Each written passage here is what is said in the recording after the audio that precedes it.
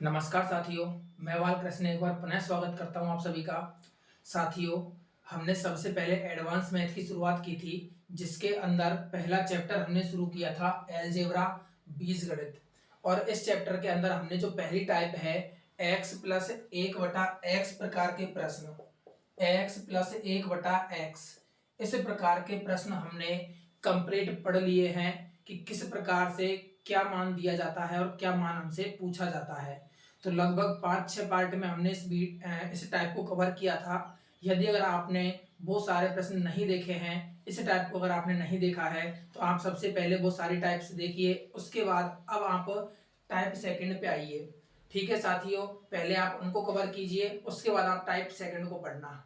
तो type second में हमें पढ़ना क्या है वो आज हम समझ लेते हैं कि टाइप सेकंड के अंदर हमें किस प्रकार के प्रश्न समझने होंगे। तो देखना साथियों कि अगर हम बात करें वर्ग का, यहाँ पे आप देख सकते हो कि x माइनस 5 का क्या आ रहा है, वर्ग आ रहा है। और ऐसे ही यहाँ पे क्या आ रहा है, y माइनस 3 का वर्ग आ रहा है। और यहाँ पे z माइनस 4 का वर्ग आ रहा है। अब इन सभी का योग किसके बराबर आ रहा है, 0 आ रहा है। यानी आपको ध्यान क्या रखना है इस टाइप के अंदर कि किस प्रकार के प्रश्न इस टाइप के अंदर आएंगे। आपको ये याद रखना है कि जब कभी यदि अगर वर्गों का योग हमें क्या दे दिया जाए, 0 दे दिया जाए, वर्गों का योग क्या दे दिया जाए, 0 दे दिया जाए, तो ऐसी स्थिति में, जैसे मैं कहना क्या चाह रहा हूं इसको समझना, कि जैसे मैंने एक संख्या ले ली X square plus Y square plus Z square, तीन संख्याओं के वर्गों का मैंने योग लिया और उसको कह दिया मैंने 0। एक्स का स्क्वायर प्लस वाई का स्क्वायर प्लस जेड का स्क्वायर, इन तीनों संख्याओं के वर्गों का योग मैंने 0 कह दिया।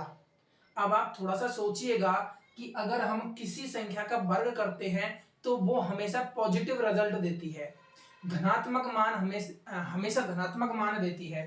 कैसे देती है, जैसे अगर मैं x की जगह 2 का वर्ग करूंगा, x की जगह मैं 2 ले लेता हूं, तो 2 का वर्ग करूंगा तो हमें प्राप्त होगा 4, जो एक धनात्मक संख्या है।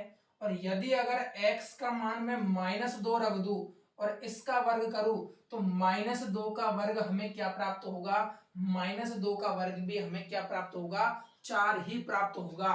और ये 4 भी कैसी संख्या प्राप्त हुई, धनात्मक संख्या प्राप्त हुई। यानी अगर हम किसी भी संख्या का, चाहे वो धनात्मक हो और चाहे वो ऋणात्मक हो, अगर उसका वर्ग करते हैं तो वो हमेशा हमें धनात्मक रिजल्ट ही देता है। तो अब हम एक चीज सोचते हैं कि ये मान हमारा धनात्मक रिजल्ट देगा, सेम एज इट इज ये मान भी हमारा धनात्मक रिजल्ट देगा, और ऐसे कैसे ही ये मान भी हमारा धनात्मक रिजल्ट ही देगा। तो अगर हम धनात्मक संख्याओं को जोड़े तो ये संख्याओं का योग 0 कैसे प्राप्त हो सकता है। यानी अगर हम धनात्मक संख्याओं का वर्ग करके अगर उनको जोड़ते हैं तो वो 0 नहीं आना चाहिए। धनात्मक संख्याओं का योग कभी 0 नहीं आएगा। 0 तो केवल तब आएगा जब धनात्मक संख्या में कोई ऋणात्मक मान जोड़ा जाए। जैसे अगर मैं 4 में प्लस का 4 करूंगा तो ये 8 आएगा, ना कि 0 आएगा। अगर मैं 4 के अंदर जोड़ू माइनस का 4, तो 4 और -4 ये हमें रिजल्ट देगा 0। यानी 0 बनाने के लिए जितना मान हमारे पास धनात्मक है उतना ही मान हमारे पास ऋणात्मक होगा, तभी उसका योग क्या प्राप्त होगा, 0 प्राप्त होगा। तो अब हमें इससे निष्कर्ष क्या निकल रहा है, हमें इसमें समझना क्या है, हमें इसके अंदर यह समझना है कि अगर धनात्मक संख्याओं का योग 0 आ रहा है तो इसका मतलब ये संख्या भी हमारी 0 है, ये संख्या भी 0 है, और ये संख्या भी क्या है, 0 है। ये आइडिया हमें अपने दिमाग में सेट करना है कि अगर संख्या के वर्गों का योग 0 आ रहा है तो ऐसी स्थिति में ये तीनों ही संख्या क्या है, 0 है। ये 0 है, ये भी 0 है और ये भी 0 है, तभी जाके ये हमारा क्या रिजल्ट देगा, 0 रिजल्ट देगा। अन्यथा वर्ग करेंगे तो धनात्मक संख्याओं का योग तो 0 नहीं आएगा। तो ऐसी स्थिति बनाने के लिए प्रत्येक संख्या को क्या होना पड़ेगा, 0 होना पड़ेगा। तो इस रिजल्ट को हम काम में लेंगे इस टाइप के अंदर, और इन प्रश्नों को अपन सरल करेंगे। तो अब हम इसके उदाहरण से समझते हैं इसको और अच्छी तरह से। मैंने कहा था कि यदि अगर किसी संख्या का वर्ग आ जाए तो वो धनात्मक, यहाँ पे किसी संख्या का क्या दे दिया वर्ग, ये भी धनात्मक, और यहाँ पे किसी संख्या का वर्ग दे दिया तो ये भी धनात्मक मान देगी। और ऐसी स्थिति में मान 0 कैसे होगा, केवल तब होगा जब ये पहला मान क्या हो 0, जब ये दूसरा मान क्या हो 0, और जब ये तीसरा मान क्या हो 0, तभी हमारा मान क्या प्राप्त होगा 0 प्राप्त होगा। तो हम क्या करेंगे ऐसी स्थिति में, x माइनस 5 जो पहला मान है इसको भी 0 कर देंगे, y माइनस 3 जो दूसरा मान है इसको भी 0 बना देंगे, और जो तीसरा मान है z माइनस 4 इसको भी हम 0 के बराबर कर देंगे। यानी यहां से अगर हम x का मान निकालना चाहे तो -5 इधर जाके मान आ जाएगा हमारा प्लस का 5, इधर से y की वैल्यू आ जाएगी 3, और इधर से z की वैल्यू आ जाएगी हमारे पास 4। यानी हमने x, y और z का मान निकाल लिया। कैसे निकाल लिया, हमें पता है कि यदि अगर संख्याओं के वर्गों का योग 0 हो रहा है तो प्रत्येक वर्ग क्या है 0 के बराबर है, या वर्ग के अंदर आने वाली प्रत्येक संख्या किसके बराबर है 0 के बराबर है, तभी ये मान हमारा 0 मिलेगा। अब इस रिजल्ट को अपन ने काम में लेकर x, y और z का मान निकाल लिया। अब जो पूछा गया है इसका आंसर अपन आसानी से दे सकते हैं। यानी यहाँ पे x का मान अपन को रखना है 5, y का मान रखना है 3 और z का मान रखना है 4, अपना आंसर आ जाएगा। यानी अगर हम यहीं से आंसर निकालना चाहे तो x बराबर 5, y बराबर 3 और z बराबर 4 रख दिया, तो ये जोड़ देंगे 5 और 3 8 और 4 12, यानी हमारा जो राइट आंसर है वो हो जाएगा 12। ठीक है, अब एक एग्जांपल से और समझने का प्रयास कीजिएगा, इस चीज को थोड़ा सा और क्लियर करते हैं अपन। क्वेश्चन नंबर 2, हमने कहा था कि अगर संख्याओं के वर्गों का योग अगर 0 आ रहा है, अब वो संख्या हो सकता है कोष्टक के अंदर प्लस माइनस के रूप में लिखी जाए, लेकिन हमें तो देखना क्या है, उसका क्या दे रखा है वर्ग दे रखा है और उसका योग 0 दे रखा है। तो ये केवल तभी संभव है जब वर्ग के अंदर आने वाली पहली संख्या भी 0 हो, वर्ग के अंदर आने वाली दूसरी संख्या भी 0 हो और वर्ग के अंदर आने वाली तीसरी संख्या भी 0 के बराबर हो, तभी उनको जोड़ने पर 0 आएगा। ठीक है, अब प्रश्न नंबर 2 को अपन सरल करते हैं। हम यहां से a प्लस 7 को बराबर कर देंगे 0 के, b माइनस 2 को बराबर कर देंगे 0 के, और c माइनस 8 को भी बराबर कर देंगे 0 के। तो a बराबर देखना यहाँ पे क्या आ जाएगा, a बराबर आ जाएगा माइनस का 7, b बराबर आ जाएगा प्लस का 2, और यहां से c बराबर आ जाएगा आपका 8। इस प्रश्न को मैं थोड़ा सा ऊपर लिख देता हूं जिससे कि देखने में आपको समस्या नहीं होगी।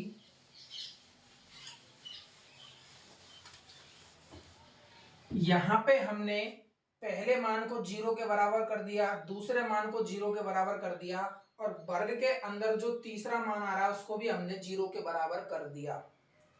तो इनसे हमें a का मान -7 प्राप्त हुआ, b का मान 2 प्राप्त हुआ और c का मान हमें 8 प्राप्त हुआ। और हमसे पूछा गया है a² plus b² plus c² का मान। तो a का मान हमें -7 मिला तो -7 का स्क्वायर, प्लस b का मान हमें 2 मिला तो 2 का स्क्वायर, और प्लस c का मान हमें 8 मिला तो 8 का स्क्वायर, यानी बराबर -7 का स्क्वायर 49, 2 का स्क्वायर 4 और 8 का स्क्वायर 64, 64। इन सभी को अपन जोड़ देंगे। अब इनको जोड़ लेते हैं, 4 और 4 8 और 9 कितना हो जाएगा 17 का 7 हासिल की 1, 6 और 1 7, 7 और 4 11, यानी हमारा जो आंसर है किसका A square plus B square plus C square का, ये कितना आ जाएगा, ये आ जाएगा हमारा 117। ठीक है, आशा करता हूं कि आपका कॉन्सेप्ट धीरे धीरे इस टाइप का क्लियर हो रहा होगा। अब प्रश्न नंबर 3 पे आते हैं और थोड़ा सा और समझने का प्रयास करते हैं इन चीजों को, और थोड़ा सा अंदर जाने का प्रयास करते हैं। देखिए वापस से वही कॉन्सेप्ट काम में आ रहा है, पहली संख्या का वर्ग प्लस दूसरी संख्या का वर्ग प्लस तीसरी संख्या का वर्ग बराबर 0। और किसी भी संख्याओं के वर्गों का योग 0 तभी होता है जब पहली संख्या भी किसके बराबर हो, 0 के बराबर, दूसरी संख्या भी किसके बराबर हो, 0 के बराबर, और तीसरी संख्या भी किसके बराबर हो, 0 के बराबर हो। तो हमने इनको 0 के बराबर कर दिया। अब देखते हैं यहां से x का मान क्या आ जाएगा, यहां से 2x बराबर -1 को इधर भेजेंगे तो प्लस का 1, यानी x बराबर आ जाएगा 1/2, 1/2 x का मान आ जाएगा। यहां से y का मान निकालते हैं तो 18y बराबर 6, और y बराबर 6/18, और 6 से 18 कट जाएगा 3 बार, यानी y की वैल्यू आ जाएगी 1/3। और ऐसे ही x का मान निकालते हैं, 8x - 2 बराबर 0, तो 8x बराबर 2, यानी x बराबर 2/8, और 2 से 8 कट जाएगा 4 बार। तो ये यहाँ पे इसको अपन z ले लेते हैं, थोड़ा सा यहाँ पे हमने क्या है गलत लिख दिया है। तो ये है आपका 8z - 2, और यहाँ पे है 8z - 2, 8z - 8z, और यहां से हमारी वैल्यू निकल के आएगी z की, क्योंकि x की वैल्यू हो गई, y की हो गई, और z की वैल्यू भी हमारी निकल आई। ठीक है, अब हमें बताना क्या है, हमें बताना है 1/x, 1/y और 1/z का मान बताना है हमें। तो अब हमने जो x, y और z का जो मान निकाला है उसको यहाँ पे रख देंगे और आंसर आ जाएगा। तो देखिए सबसे पहले 1 जो x की वैल्यू आई है 1/2, अगर हम 1 के बटे में 1/2 रखेंगे तो ये जो कंप्लीट वैल्यू है ये उलट के जाएगी, यानी 2 जाएगा ऊपर और 1 आएगा नीचे। तो 2/1 का जो मतलब है वो हो जाएगा आपका 2, यानी हमें वैल्यू बतानी है 1/x plus 1/y plus 1/z इसकी। तो 1 जब x का मान 1/2 रखेंगे तो ये पूरा पलट के जाएगा, यानी इसका मान कितना आ जाएगा, 1/x का ये मान आ जाएगा हमारा 2, प्लस 1/y, y हमने निकाला है 1/3। अब ये 1/3 पूरा पलट जाएगा तो 3 चला जाएगा ऊपर, यानी इस वाले पद की वैल्यू आ जाएगी 3, और प्लस z की वैल्यू हम रखेंगे 1/4, तो 4 पलट के ऊपर चला जाएगा तो ये आ जाएगा 4। ठीक है, यानी 4 और 3 7, 7 और 2 9। इस पूरे पद का आंसर कितना आ गया हमारा 9, यानी हमसे पूछा गया 1/x plus 1/y plus 1/z बराबर, तो इसका आंसर हमारा आ गया 9। ठीक है, अब एक आखिरी सवाल और समझ लेते हैं अपन, इसके बाद प्रश्न नंबर 4, चौथा प्रश्न अपन और समझ लेते हैं। सेम एज इट इज यही अपन को जो कॉन्सेप्ट है वो काम में लेना है। तो आप देखिए वही पहली संख्या का वर्ग प्लस दूसरी संख्या का वर्ग प्लस तीसरी संख्या का वर्ग और बराबर क्या है 0। तो हमें पता है कि पहली संख्या बराबर 0 के होगी, दूसरी संख्या ये भी बराबर 0 के होगी, और तीसरी संख्या भी बराबर 0 के होगी। तो यहां से p की वैल्यू आ जाएगी कितनी, 9 इधर चला जाएगा, p की वैल्यू आ जाएगी 9। यहां से q की वैल्यू कितनी आ जाएगी, 21 इधर जाएगा तो q का मान आ जाएगा 21, और यहां से r की वैल्यू आ जाएगी -6, 6 उधर जाएगा तो प्लस का 6। तो जब हमने कॉन्सेप्ट काम में लिया तो हमारा p, q और r का मान हमें प्राप्त हो गया। अब बताना क्या है प्रश्न के अंदर, हमें बताना है under root P into Q into R का मान हमें बताना है। तो देखिए P का मान रख देते हैं हम 9, इंटू क्यू का मान 21 और इंटू आर का मान 6। ठीक है, इन सभी को रख के सरल कर देते हैं। तो 9 का जो वर्गमूल है ये आ जाएगा 3 और 21 गुना जब 6 करेंगे तो ये हो जाएगा हमारा 6 कम 6 और 6 दूनी 18।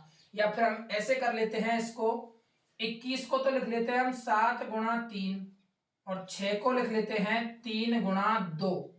तो अब देखेंगे कि 21 गुणा 6 में 3 2 बार आ रहा है, तो एक 3 रूट से और बाहर आ जाएगा और रूट के अंदर आ जाएगा बचा कुचा 7 गुणा 2, यानी 7 दूनी 14 आ जाएगा हमारा अंडर रूट के अंदर।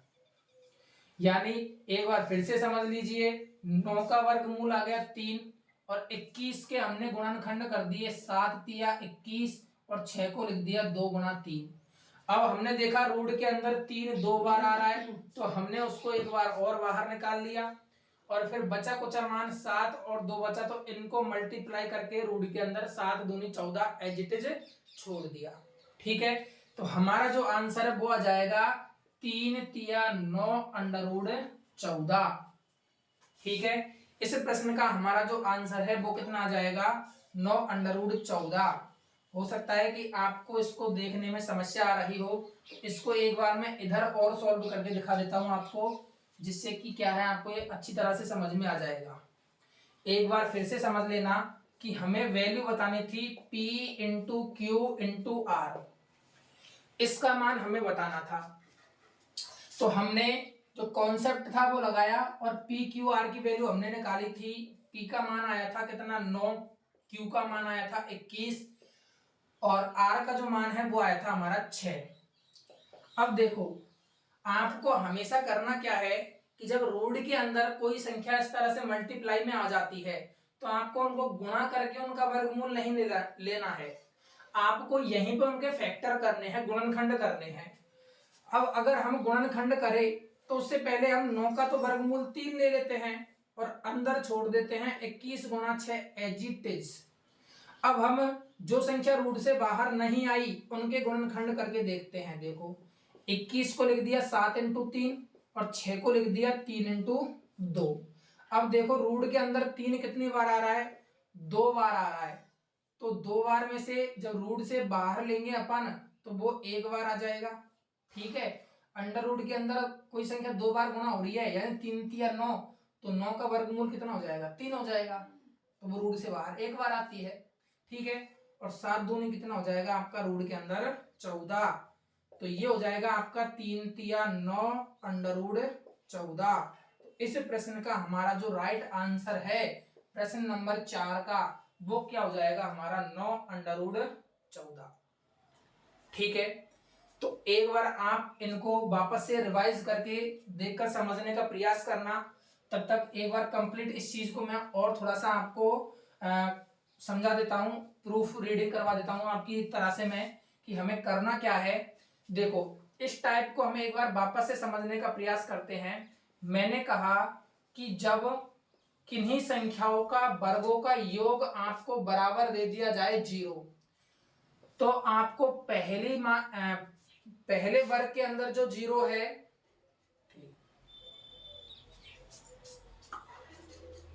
तो आपको करना क्या है, पहला जो वर्ग आ रहा है उसको 0 कर देना है। वर्ग के अंदर पहली संख्या आ रही है और वर्ग के अंदर जो दूसरी संख्या आ रही है उसको भी 0 कर देना है और वर्ग के अंदर जो तीसरी संख्या आ रही है उसको भी क्या कर देना है 0 कर देना है। इससे आपका कुछ मान निकल के आएगा और उन मानों को जो पूछा गया है प्रश्न के अंदर उसके अंदर आप रख दीजिएगा, आपका आंसर निकल कर आ जाएगा।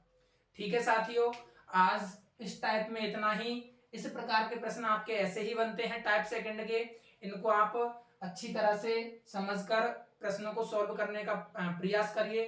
ठीक है दोस्तों, तब तक के लिए धन्यवाद।